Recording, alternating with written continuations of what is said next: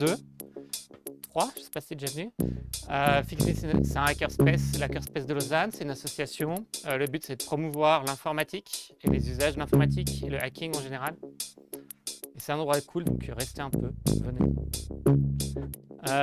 Mon but aujourd'hui, c'est de faire un petit talk sur l'intelligence artificielle en Suisse. Je sais pas si elles sont, Sacha. Moi, oui de la tête ou pas. Mon but, c'est de faire un petit talk sur l'intelligence artificielle et la place de la Suisse dans un monde où l'intelligence artificielle, je pense, arrive. Pour ceux qui ne savent pas, j'ai pivoté, je fais plus de la sécurité du jeu vidéo, je fais de l'intelligence artificielle depuis quelques années pour une boîte américaine. Le titre du call, c'est GPU Poor or GPU Rich. Pour ceux qui ne savent pas ce qu'est un GPU, c'est la carte qu'on utilise en tant que joueur de jeux vidéo pour accélérer les graphiques à l'écran.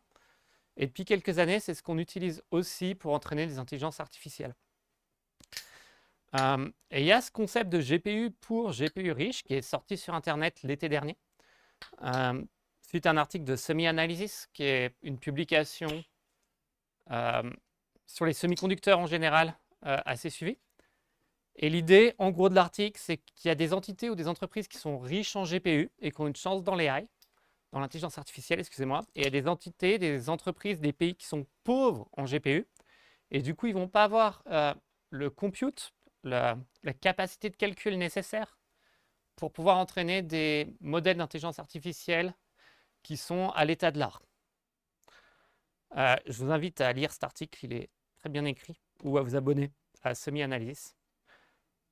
Et quand on parle en fait de GPU riches, donc de gens qui sont riches en GPU, il faut se rendre compte que les ordres de grandeur sont assez barges en fait. On était GPU riche avec un cluster à 10 millions de dollars il y a 3-4 ans. Aujourd'hui en 2024, l'AMA 3 est entraîné sur 48 000 H100. Le training va finir je pense en juillet, juin, ça dépend comment il se débrouille. Ça fait à peu près à 40 000. La H100, ça fait 10 millions de dollars, enfin 10 milliards de dollars plutôt. En fait, on est sur des ordres de grandeur pour entraîner des modèles. On s'approche, on passe le milliard de dollars maintenant. On était à 100 millions de dollars sur la génération GPT-3, 1 milliard de dollars sur la génération GPT-4. Et les nouvelles générations qui arrivent maintenant, on est plutôt sur des ordres de grandeur de 10 à 50 milliards de dollars pour le training d'un modèle state of the art. Donc Microsoft, c'est 150 000 H100. Meta, ils viennent d'en acheter 350 000. Et c'est des petits joueurs. Les mastodons, c'est Google qui a décidé de faire leur propre TPU et en capacité installée. Leur but, c'est de faire à peu près 5 à 6 fois Microsoft OpenAI cette année. Et l'autre mastodonte, c'est Elon Musk avec Tesla. Leur but, c'est de doubler tous les 3 mois ou quelque chose comme ça la capacité de leur data center en termes de compute. Et comme Google, ils ont décidé de faire leurs propres chips, donc ils font Dojo, qui est leur propre GPU. Donc il y a cette espèce de course à celui qui fait le plus gros data center avec les ordinateurs ou les chips qui sont les plus fortes. Et c'est un peu une fuite en avant. Et du coup, voilà, ordre de grandeur. Si on veut entraîner un modèle state of the art pour cette année, il faut dépenser entre 10 et 15 milliards de dollars, acheter des H100 parce qu'il n'y a que ça qui est disponible sur le marché à ce volume-là, ou disponible, plus que des Cerberus ou des LPU ou d'autres choses. Au moins, on peut les acheter. Donc 10 à 15 milliards de dollars maintenant, lancer le training et avant la fin de l'année, avoir un modèle state of the art. Si on attend, donc si on commande maintenant pour 10 à 15 milliards de dollars de H100 et qu'on les installe dans 2 ans, quand on arrivera sur le marché, on sera complètement obsolète en fait. Et de l'autre côté, le chemin qui a été pris par Google et par Tesla, et par des plus petits aussi, mais en gros par Google et Tesla, c'est designer leur propre accélérateur pour faire du training d'AI. Et le coût pour faire ça, c'est de 4 à 5 milliards de dollars avec un lead time de 4 à 5 ans. C'est-à-dire que Tesla a commencé il y a 5 ans les TPU de Google, ils en sont à la 5e génération, ils ont commencé il y a 6-7 ans. Grok qui vient de sortir, donc c'est une startup qui vient de sortir leur accélérateur, il leur a fallu 5 ans entre le début du projet et le premier accélérateur qui sort.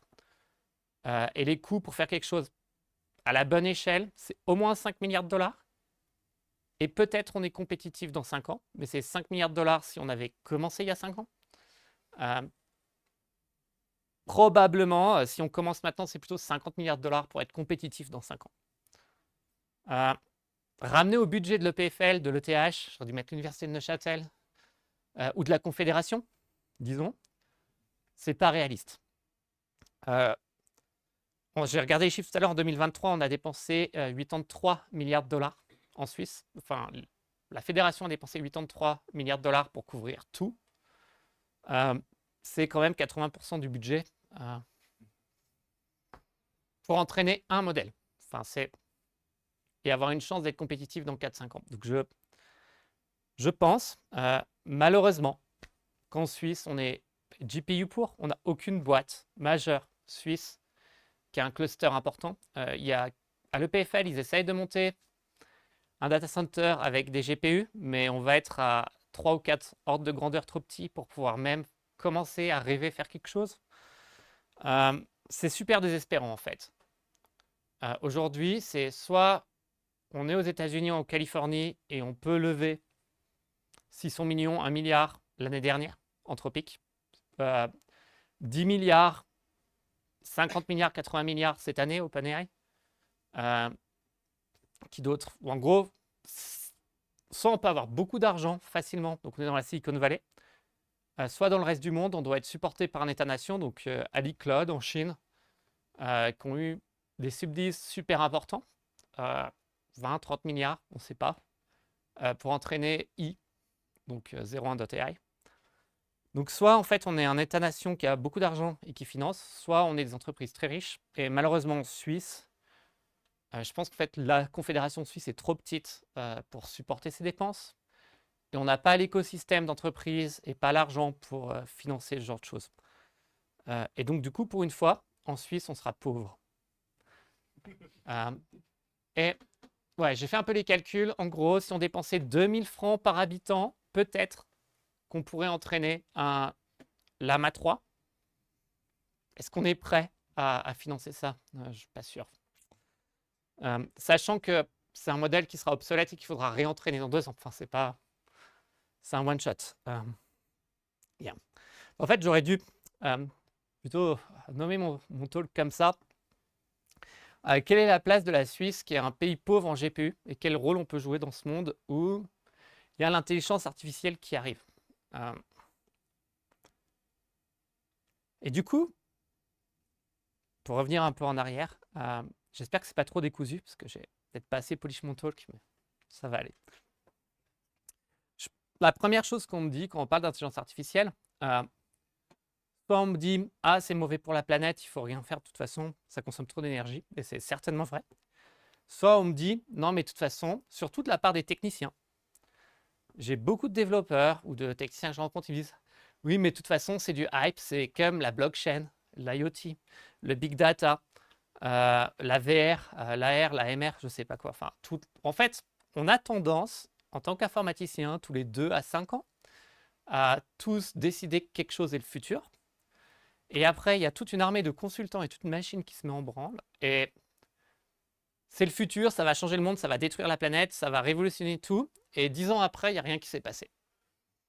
Je pense que ouais, tout le monde comprend ce que je veux dire. Mais en réalité, c'est vrai. Et c'est vrai de toutes les bulles qu'on a traversées avant. Et on est certainement dans une bulle maintenant. Mais je pense que cette fois, c'est vraiment différent. Et je pense que la dernière fois qu'on a eu une bulle similaire, c'est quand les transistors sont arrivés. Donc on est vraiment dans un moment charnière similaire à ça. Et il y a plein de signes qui me font dire ça. La première chose, c'est que c'est une technologie fondamentale. Donc il faut dissocier le hype autour du fait l'AI c'est génial, ça va remplacer les humains.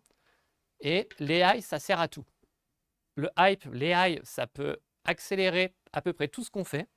Et ça peut servir à peu près tout. Là, le hype, il est réel. pour moi. Et parce qu'en fait, on a vraiment des capacités qu'on n'avait pas. On peut faire aujourd'hui en 3 mois des projets qui prenaient 10 ans avant. C'est vraiment un outil magique. Enfin, magique. C'est buggé et tout ça, comme d'habitude, mais c'est vraiment un outil qui nous permet d'accélérer dans le monde du digital la plupart des choses qu'on fait. Et ça progresse super vite. Depuis à peu près février dernier, on fait 20% week over week de progrès. Ce que ça veut dire, c'est que ça double tous les 2 mois. En termes de perf, en termes de context window, en termes de à peu près toutes les dimensions qu'on peut mesurer sur ces modèles. C'est en vaguelettes, évidemment, il y a des mois ça progresse moins vite, et puis après on trouve un truc magique et on fait 1000% en une semaine. Et en fait, c'est vraiment utile. Contrairement à la vague d'avant, le Web3 ou la blockchain, où on avait une technologie à la recherche d'un use case, ici on n'a pas besoin de chercher longtemps pour trouver les use cases. Sorry. Voilà.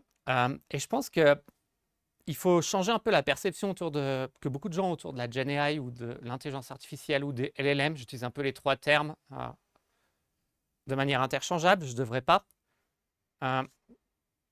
C'est pas une base de données. Oui, si vous demandez à ChatGPT qui est le président de la France 2 jours après les élections, il ne saura pas. C'est pas une base de données, c'est pas Wikipédia, ça hallucine. Ça crée des réalités virtuelles ou parallèles. C'est une feature, c'est pas un bug. Il faut considérer en fait les modèles de GNA comme des moteurs de reasoning. Vous amenez quelque chose au moteur, de l'essence, de la data au moteur. En regardant cette data, cette donnée, le moteur prend des décisions et fait des actions.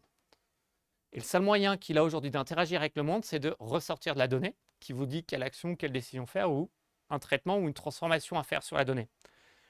C'est des moteurs de reasoning généralistes. Ils savent tout faire. Vous pouvez leur apprendre à faire quasiment tout. Oui, résoudre des dérivés dernière année de PFL, ça risque de pêcher un petit peu. Mais avec du prompt engineering, on y arrive.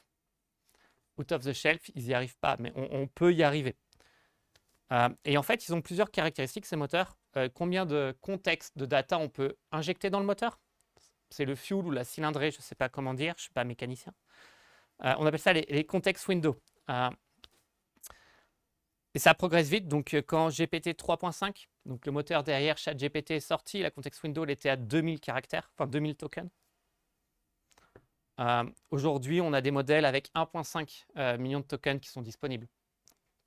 Donc, c'est presque x 1000 en 1 an. La qualité de la réponse à GPT 3.5, on ne pouvait pas lui faire répondre bien à beaucoup de choses.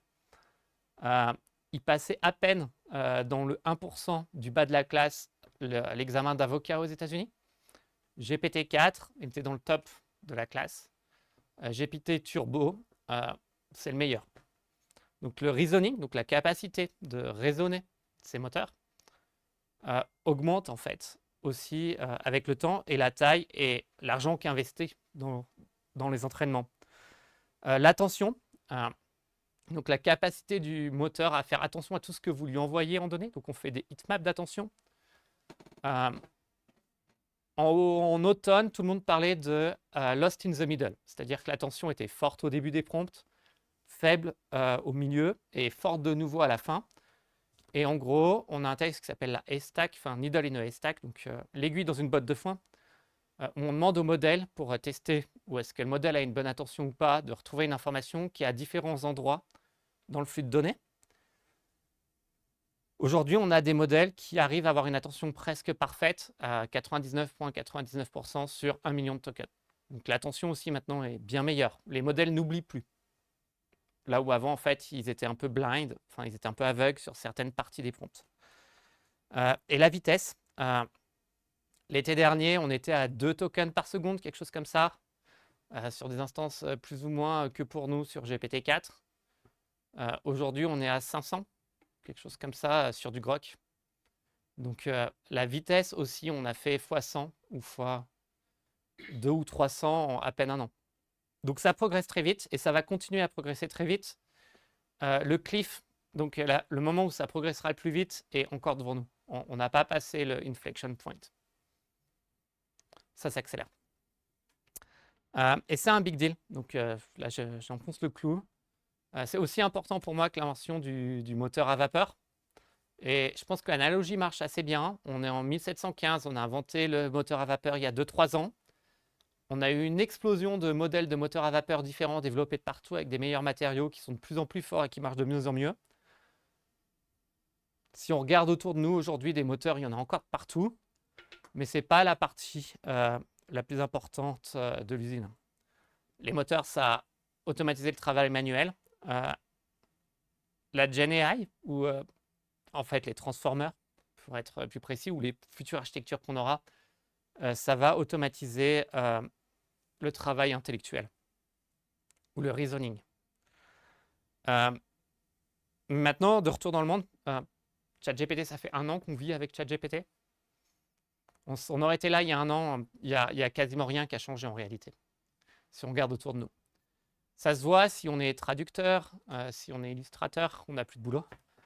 Mais en réalité, ça prend du temps. Ça va prendre encore, je pense, 5, 15, 20 ans avant que tout est switché dans ce mode où tout est plus contrôlé par des humains qui décident, mais contrôlé par des machines qui décident. Il y a un peu d'inertie. Ouais, c'est un peu ce que je disais avant. Faire l'analogie avec le moteur à vapeur.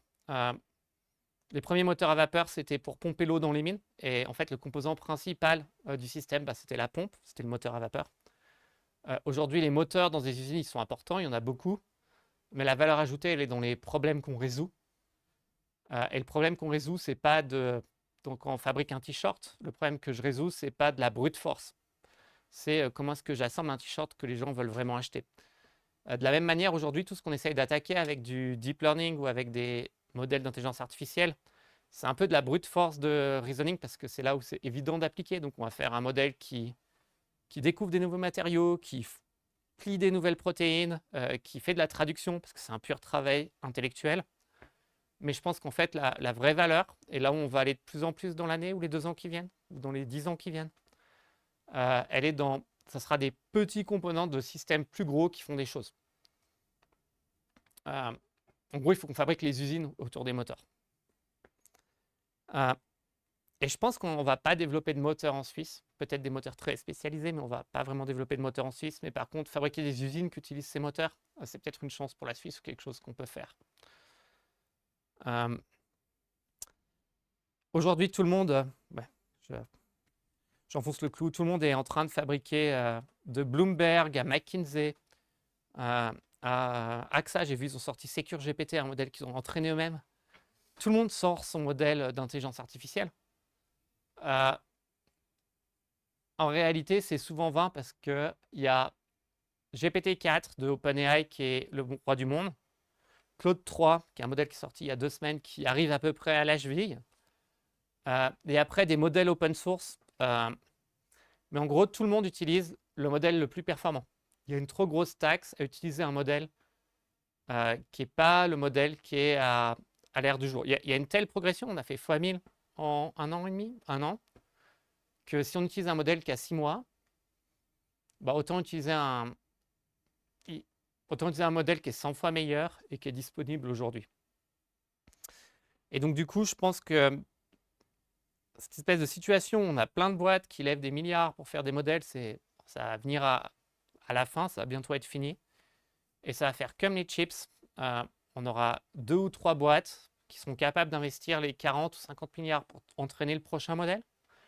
Et ils sortiront leur modèle une fois tous les ans ou les 2 ans, un peu comme on a Intel et AMD avec TSMC derrière. On a 2 founders dans le monde qui sont capables de faire des chips qui sont state of the art. Et on aura 1 ou 2 ou 3 grosses boîtes qui font des modèles que tout le monde achète en fait et que tout le monde utilise. Et je pense qu'on va aller là très vite, ça va prendre 5 ans. Et pour finir la parallèle avec les chips, et désolé pour la faute sur ASIC, on est passé de entraînement avec Mint, des réseaux de neurones sur des CPU il y a 20 ans, 30 ans, je ne sais même pas. Entraînement sur les GPU début 2010, ça nous a donné le deep learning et la vague actuelle. Les chips généralisés depuis à peu près 2020 avec TPU chez Google, Dojo chez Tesla. Des architectures type FGPA qui sont en train d'arriver comme Groq et des architectures type ASIC qui vont arriver d'ici la fin de l'année, comme chez Silicon AI, où là, on va pouvoir faire un gain de x100 à chaque fois en fait, en passant d'une architecture à une autre. Voilà. En gros, quand je disais que le mur est devant, c'est que très probablement, d'ici la fin de l'année ou l'année prochaine, on va avoir les premiers ASIC pour l'inférence qui arrivent. Et on va passer de quelque chose qui fait 2 tokens, 500 tokens aujourd'hui avec du Groq, du FGPA, à quelque chose qui fait du gigatoken. Donc on a encore une accélération qui arrive de fois 1 million ou fois quelque chose comme ça dans les 12 mois qui viennent. Donc la cliff est devant nous.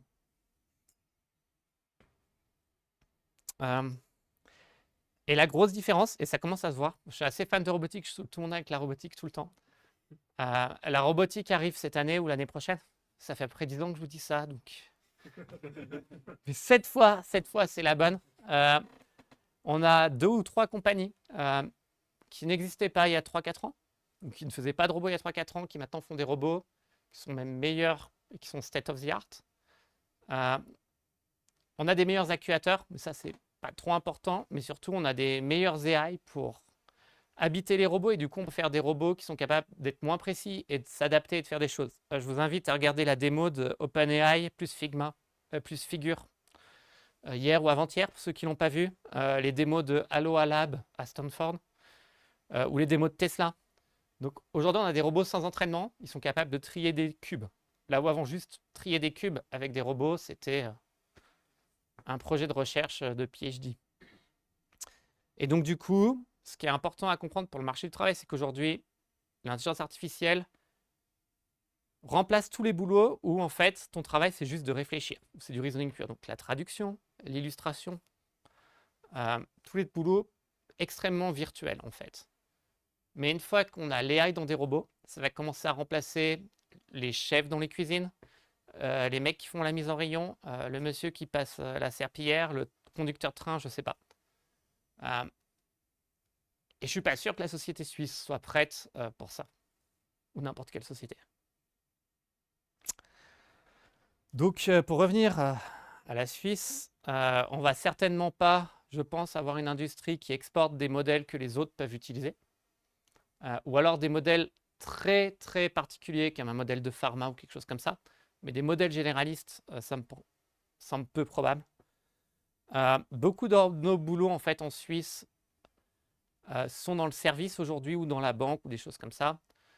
Un modèle de Generative AI est meilleur à choisir les stocks qu'un trader ou un banquier, est meilleur à prédire le futur, même qu'il y a cette étude qui est sortie il y a 2-3 semaines, où il y a des future market, prediction market, où des groupes d'humains prédisent ensemble le futur, c'est soi-disant ce qu'il y a de mieux. Aujourd'hui, les LLM ou les modèles de GenAI outperforment ça. Et tous nos boulots qui demandent qu'on peut mettre dans des robots, en gros le caissier automatique, enfin le caissier automatique chez Migros, tout ça, je pense que c'est mal barré, ça va disparaître ou ça va être automatisé ou automatisable. Et la même chose, tous les boulots, les desk jobs, où on est assis, où on revoit des contrats d'assurance, on gère des claims de contrats d'assurance, où on est des développeurs. Je ne sais pas si vous avez vu Marvin hier, super cool démo. Ou alors qu'on est des designers sur Figma, ou des musiciens qui créent de la musique, ou des content créateurs sur TikTok. C'est fini dans un an. 2, 3, 4, 5, 15 ans. Il y aura de la latence, je suis un peu optimiste. Mais en fait, dans la décennie qui vient, ça va être en fort danger, en fait, tous ces métiers. Et je pense quand même, je suis pro technique, je n'ai pas envie d'interdire ça. parce que je pense que c'est un progrès, c'est dur d'aller contre le progrès. Il y a des gens qui commencent à argumenter. Donc, si on est GPU pour, généralement, ce qu'on fait, et on voit beaucoup d'académiques qui font ça, si tu ne peux pas faire de recherche sur les modèles state of the art, tu fais de la recherche sur comment les contrôler, comment les rendre transparents et est-ce qu'ils sont éthiques. Parce que là, il n'y a pas besoin de beaucoup de compute pour écrire un papier sur l'éthique des algorithmes. Mais je pense quand même qu'il ne faut pas interdire. Je pense qu'il ne faut pas être parano. Et que si on interdit en Suisse l'intelligence artificielle, ça sera autorisé ailleurs. Et ça ne sera pas bien pour la Suisse long terme. Par contre, il faut trouver un moyen de faire en sorte que ça se passe bien et que l'intelligence artificielle se déploie en Suisse, dans les autres pays du monde, tout en protégeant, en fait, la population des effets que ça va avoir sur la population. Parce que pour quelqu'un qui est millionnaire ou quelqu'un qui gagne bien sa vie ou un ingénieur qui bosse dans une start-up de la Silicon Valley qui fait de l'AI, le monde va être magique parce que je pourrais avoir un robot qui fait la cuisine chez moi et je pourrais posséder le robot. Pour la personne moyenne, et je dis pas ça péjorativement, c'est vraiment la personne qui a un IQ moyen, qui est la personne moyenne, probablement son boulot va disparaître et sa raison d'être dans la société d'aujourd'hui, elle n'en aura plus. Et donc, du coup, il faut qu'on commence à se poser la question de comment est-ce qu'on réentraîne tous ces gens qui vont être obsolètes, ou comment est-ce qu'on les occupe. Est-ce qu'on les met en pré-retraite? Est-ce qu'on a un revenu universel? Est-ce qu'ils trouvent d'autres occupations? Je ne sais pas. Ça coûte cher. Peut-être qu'il faut qu'on change le modèle de société. Je ne pense pas que si on refait une votation sur le revenu universel en Suisse, ça repassera. On a déjà essayé. Et encore une fois, quand suffisamment de gens sont déprimés et qu'on fait ça, ça coûte beaucoup d'argent. Et ça coûte beaucoup d'argent, tous ces trucs, et en même temps, on automatise tout, donc il n'y a plus beaucoup de gens qui gagnent de l'argent. Donc on n'a plus de revenus avec les taxes pour payer ça. Et du coup, je suis assez convaincu depuis quelques semaines, quelques mois, que ce qu'il faudrait faire, il faut qu'on discute sérieusement de comment est-ce qu'on taxe le boulot des robots. Et c'est peut-être la première législation qu'on devrait faire sur l'intelligence artificielle ou sur les robots, donc avec des corps physiques ou virtuels, c'est plutôt que de l'interdire, de la limiter, de faire un AI Act qui dit que ça doit respecter la vie privée ou pas halluciner, on devrait faire une loi ou commencer à réfléchir à comment est-ce qu'on va les taxer. Parce qu'il va y avoir beaucoup de robots et ça sera la seule source de taxes qu'on pourra avoir avec des choses qui font du travail. Autrement, il faudra taxer le capital ou les transactions financières ou des choses comme ça, ce qui arrivera difficilement en Suisse. Et en gros, je pense qu'une proposition, un framework qui pourrait être accepté par la population, par les gens pour taxer le boulot des robots, c'est que plutôt que de taxer, comme aujourd'hui, quand on met un automate automatique à la caisse, à la Migros, en fait, on ne va pas taxer l'automate automatique, on va taxer les revenus ou le bénéfice de l'automate automatique. Et on va donner une taxe risk-reward à la Migros parce que c'est un investissement, donc ils ont dépensé de l'argent, ils ont gagné moins d'argent. Donc ils vont payer moins de taxes. Je pense qu'en fait, dans l'industrie de services en Suisse, pour tout ce qui est travail intellectuel et industrie de services, si on utilise un automate pour faire le travail, on devrait taxer le résultat de ce travail sur la valeur qu'un humain aurait dû mettre, en fait, la valeur d'un travail humain si un humain avait fait le boulot. Je résume, je réexplique. Si, par exemple, je traduis un texte, imaginons que traduire une page, ça coûte 100 francs aujourd'hui. Demain, ou aujourd'hui déjà, si je demande à ChatGPT de traduire une page, c'est un travail qu'un traducteur n'aura pas fait, et ce travail va me coûter 1 centime. Et du coup, l'État va percevoir des taxes sur 1 centime plutôt que 100 francs. Donc c'est un gros manque à gagner pour financer tout, et c'est un gros problème concurrentiel pour l'humain, qui doit, du point de vue du marché en tant que traducteur, justifier le fait qu'il coûte 100 francs de l'heure ou quelque chose comme ça, là où ChatGPT traduit pour quelques centimes. Même chose pour un illustrateur qui fait une invitation pour un anniversaire ou un logo pour une grande entreprise. Et du coup, je pense qu'il faudrait mettre un nouveau modèle de taxation où tout travail automatisé dans les services, j'y reviendrai, doit être taxé différemment et doit être taxé sur la valeur du travail humain qui remplace. Et du coup, on donnera comme ça une chance aux gens de survivre face aux robots. Et on dégagera des revenus qui nous permettront de reskiller les gens qui n'ont pas eu la chance de survivre face aux robots. Et je pense aussi qu'on ne doit pas le faire pour l'industrie. C'est-à-dire qu'on doit le faire pour tout ce qui n'est pas exportable. Je vais peut-être. En gros, si dans le monde global, si on commence à taxer l'utilisation de l'intelligence artificielle dans les fermes ou sur la base industrielle, on sera plus compétitif. On n'arrivera pas à exporter nos produits. Par contre, si on taxe uniquement les services aux personnes, donc le mec qui fait un repas dans un restaurant, la caissière à la Migros, ça ne fera pas une perte de compétitivité pour Migros parce que la caissière à la Migros, elle est ici, elle n'est pas exportable. Et donc je pense que c'est le seul moyen qu'un système comme ça passe ou existe à court terme. Ouais, c'est à peu près ce que je voulais dire. Désolé, c'est pas assez polish à la fin. Mais... s'il y a quelqu'un qui veut lancer une votation là-dessus, c'est pas une blague. Je pense que c'est vachement important et que ça a une chance de passer vu que le 13e AVS est passé. Je pense que c'est super important qu'on commence à se poser ces questions, même si la votation passe pas, quand on remplace un humain par un automate, qu'est-ce que ça veut dire pour la société? Parce que les syndicats ont crié un peu quand la Migros et la Coop ont mis des automates. Ils avaient raison, mais on a la même chose qui arrive à une échelle incroyable dans les 10 ans qui viennent. Il faut se préparer du coup. Des questions, remarques?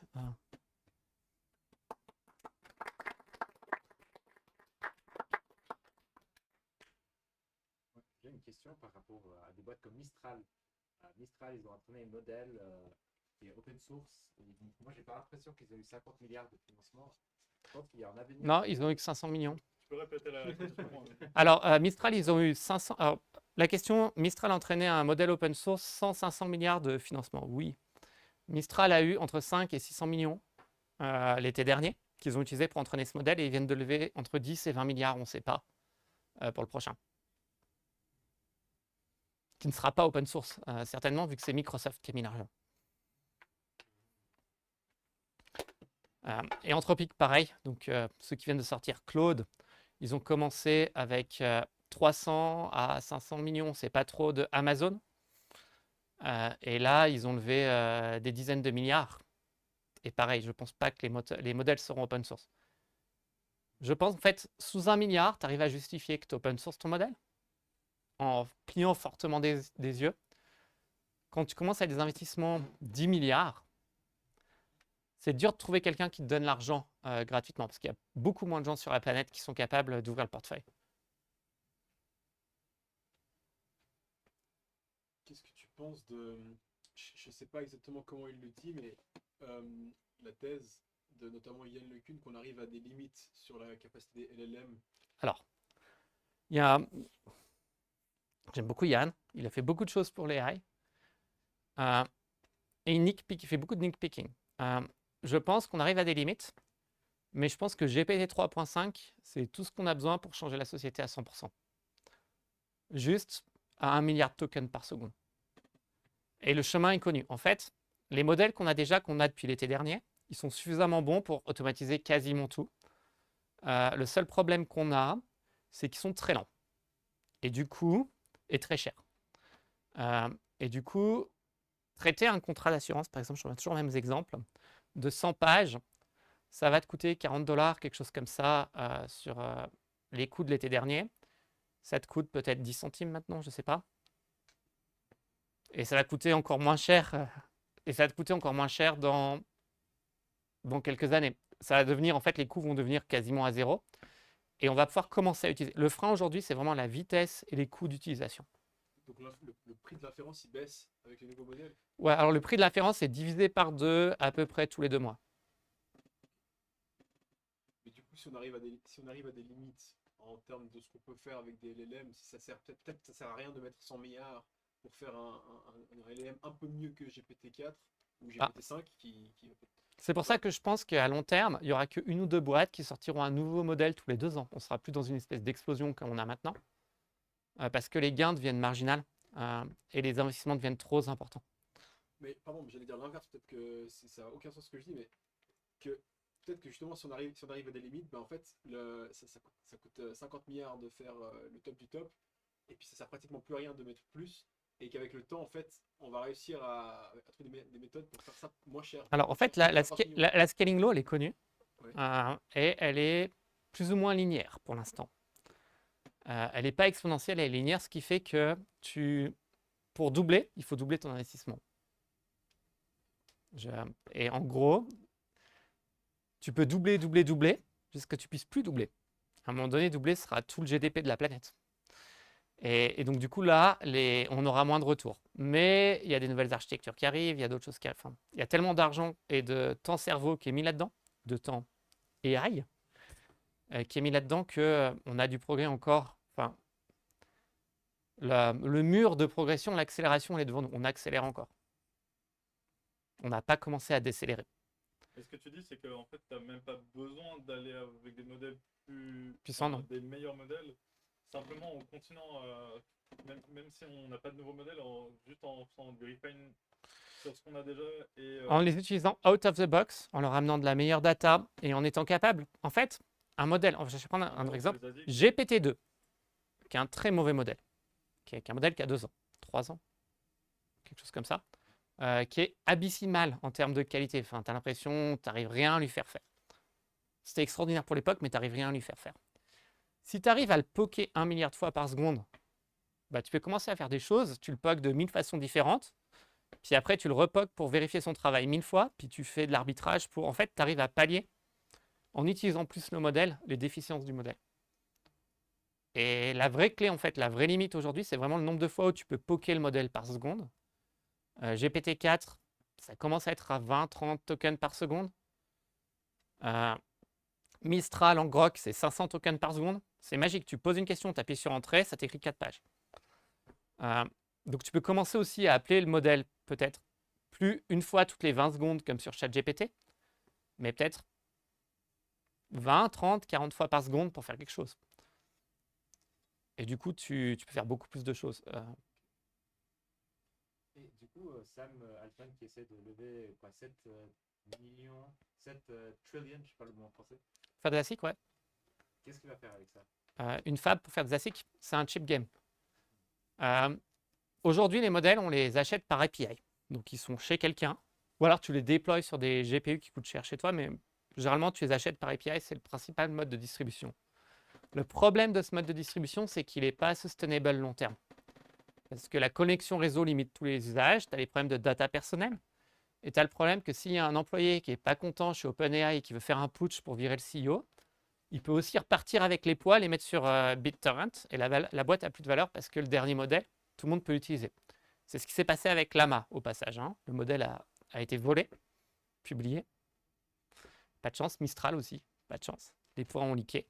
Et du coup, les modèles ont été open sourcés après coup parce que de toute façon, ils étaient déjà... Une fois qu'un truc est sur BitTorrent, il est sur BitTorrent. Pour toujours. Pas les boîtes qui ont publié ça intentionnellement, c'était lui. Ah non, Llama, ça a été leaké sur BitTorrent.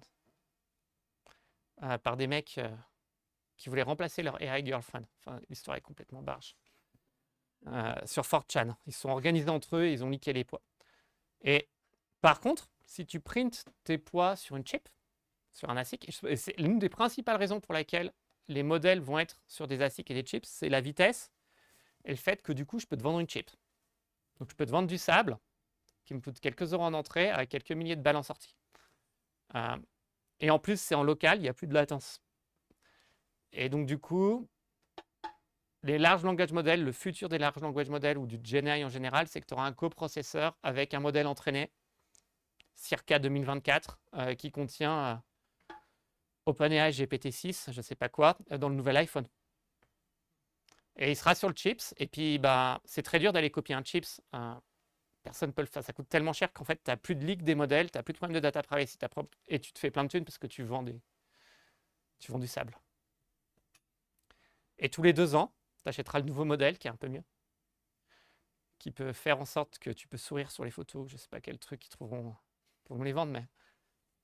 Voilà. Et donc, du coup, l'inférence on chips, elle arrive dans le data center d'abord. Grok et Silicon AI, like sont en avance. Cerberus pour le training on chips, mais ils font aussi de l'inférence sur chips qui arrive. Et après, ça arrivera dans un laptop et je pense peut-être même dans un iPhone avant un laptop. Et même si tu as un mauvais modèle,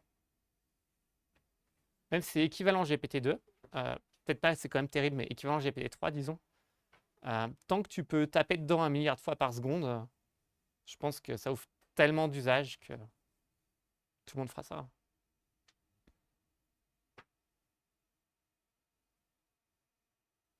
Et tout ça, c'est quand tu parles beaucoup en fait des LLM pour générer du texte. Ouais, Tu as parlé rapidement des illustrateurs pour tout ce qui est image. Imagen. C'est pas les mêmes algos, mais Ouais, mais tu penses que ça va suivre la même trend et pareil pour la vidéo ouais. et pareil Je pour... pense qu'on aura ImageGen, donc la diffusion on chip, dans les 3 mois. Parce que ça te permet de faire un TikTok live où tout le contenu que tu regardes est généré. Et les humains, on va vachement adorer ça. Diffusion on chips, en fait, ça te permet aujourd'hui de faire une diffusion sur une 4090, ça va te prendre 1 minute. Tu peux mettre 2 minutes, tu as une meilleure qualité, mais au bout de 30 secondes, tu as une bonne image, au bout d'1 minute, tu as une image qui est bien. C'est un peu ce que ça prend aussi sur Midjourney. Ils te mettent 1 minute de temps de compute.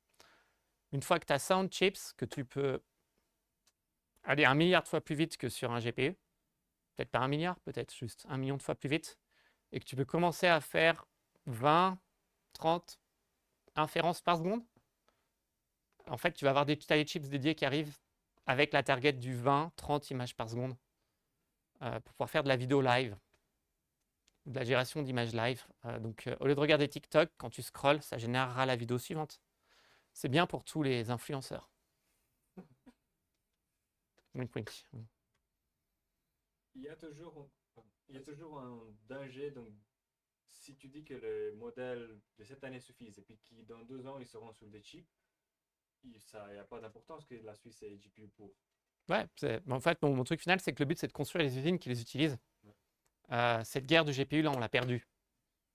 Et on ne fabriquera pas les modèles. C'est comme on ne fabrique pas de chips, enfin, on fabrique pas. On fabrique des chips pour l'automobile et les montres, qui sont 20 ans en arrière, ou peut-être 10 ans en arrière. Pas des CPU. Mais on ne fabrique pas des CPU. Tous les CPU sont imprimés à Taïwan ou dans 2 usines aux États-Unis. Il n'y a que 2, enfin, ça coûte. On sera sur des niveaux d'investissement où ça fait sens de le faire. Si tu es le seul ou s'il n'y a que 2 autres boîtes qui le font, comme ça, tu peux milquer le truc. Et vu que c'est des chips, ça sera plutôt comme les schémas de semi-conducteurs, donc ça sera peut-être 3 ou 4 acteurs, comme aujourd'hui on a AMD, Nvidia, Apple et quelques-uns qui font des designs de chips. Tu auras 1 ou 2 boîtes qui font des designs de chips et qui te les vendent. Mais tu pourrais imaginer une startup suisse qui fait du design de chips, qui les Ouais. fabrique chez TSMC ou autre. Et, évidemment. Le problème, c'est qu'on a déjà des gens qui sont en train de lever des centaines de milliards pour faire ça et que tu ne trouveras pas le budget. Mais tu pourrais le faire en Suisse, évidemment. On aurait pu faire AMD en Suisse. C'est lancé au UK qui est pas. Le problème, c'est qu'il faut entraîner les modèles pour les mettre sur les chips. Peut-être une startup qui fait l'intermédiaire, donc qui prend des modèles et les transforme pour les mettre sur les chips et qui fait les drivers et tout ce qu'il y a autour. Certainement une bonne idée, ouais. Mais après, il faut que tu trouves des clients. Et l'investissement, en fait, pour faire un modèle, il est de 10 à 20 milliards, peut-être 50 milliards d'ici la fin de l'année. Est-ce que tu vas payer une boîte 2-3 millions pour faire le driver ou est-ce que tu vas prendre des Indiens pour le faire et internaliser? Je ne sais pas. C'est assez risqué, en fait, comme boîte. Tu parlais par exemple du rôle de la caissière qui pouvait être remplacé, ou du fait que aussi par exemple tu puisses quand même accélérer le développement d'un produit, etc. Par exemple, comme il y a eu, je crois que c'était Coca qui a fait ça, une boisson qu'ils ont créé, ils ont demandé à l'intelligence artificielle de leur générer la recette de leur prochaine boisson, etc. Comment? Non, non, non. Même Migros a fait Ouais. un autre truc, etc. Basiquement, au niveau de l'intelligence artificielle, qu'est-ce qu'elle, une sorte d'inception, comment est-ce qu'elle travaille, comment est-ce que tu travailles dans l'intelligence artificielle, avec l'intelligence artificielle pour créer celle de demain, celle la version d'après. C'est déjà le cas. D'accord. C'est c'est déjà le cas. C'est-à-dire que tous les modèles d'aujourd'hui, tu as des ingénieurs. En fait, les mecs qui font les trainings, tu peux lire les logs de training, ils font du babysitting de training. Ils sont pas en train de dire à l'intelligence artificielle comment faire, jamais. Et il y a un truc qui s'appelle la bitter lesson. Et désolé pour ceux à qui j'ai déjà envoyé le lien 10 fois, parce que je l'envoie à tout le monde depuis que j'ai découvert. Et spécialement à un certain prof à Stanford. En fait, c'est l'idée que systématiquement, à chaque fois qu'on a essayé de prendre le cerveau humain et de décrire la manière dont le cerveau humain marche et expliquer comment quelque chose marche pour que l'ordinateur le fasse, à court terme, dans les 3 à 5 ans qui viennent, c'est automatisé avec plus de compute et plus d'intelligence. En fait, avec quelque chose qui apprend tout seul. Et c'est arrivé, c'était la fin de la première vague AI et tous les mecs qui faisaient du prologue, à part un ou deux qui sont toujours à faire du prologue. C'est arrivé avec les mecs qui faisaient du OpenCV. Donc, le machine vision, il y a 10 ans, c'était je dis à l'ordinateur de détecter un rond rouge avec un trait blanc et c'est un stop. C'est comme ça qu'on codait les voitures qui conduisent tout seules. C'est comme ça qu'on s'est planté. Aujourd'hui, on lui montre ça, c'est un stop une fois, et puis voilà, one shot, et puis ça marche. On n'a pas besoin d'expliquer.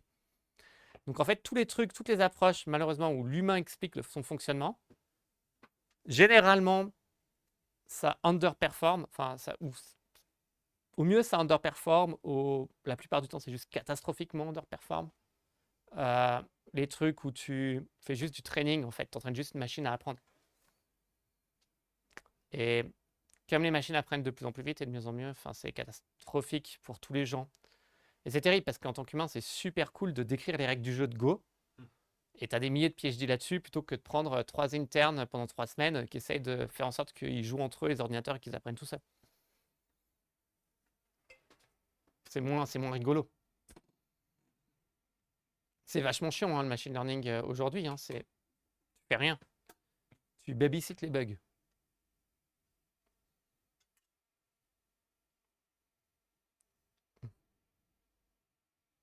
On est bon? Il y a des questions? Non? Parfait. Pourquoi GenAI en particulier?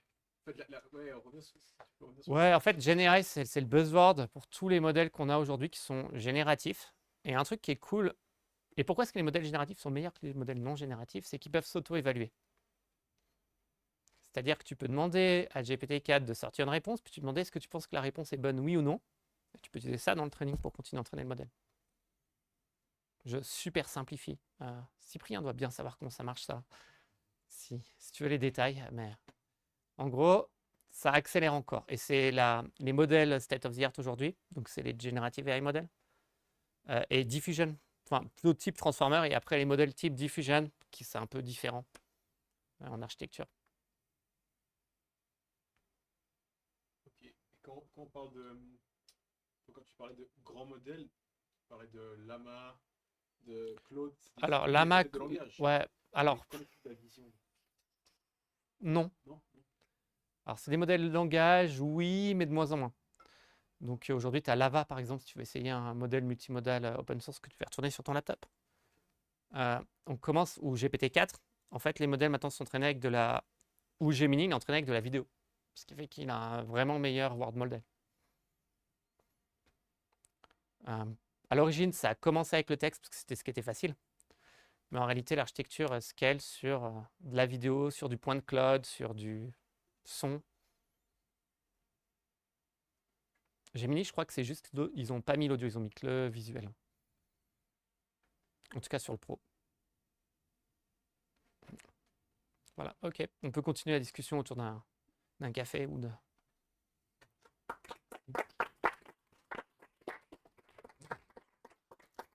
Il n'y a vraiment personne qui est suisse qui veut lancer la votation.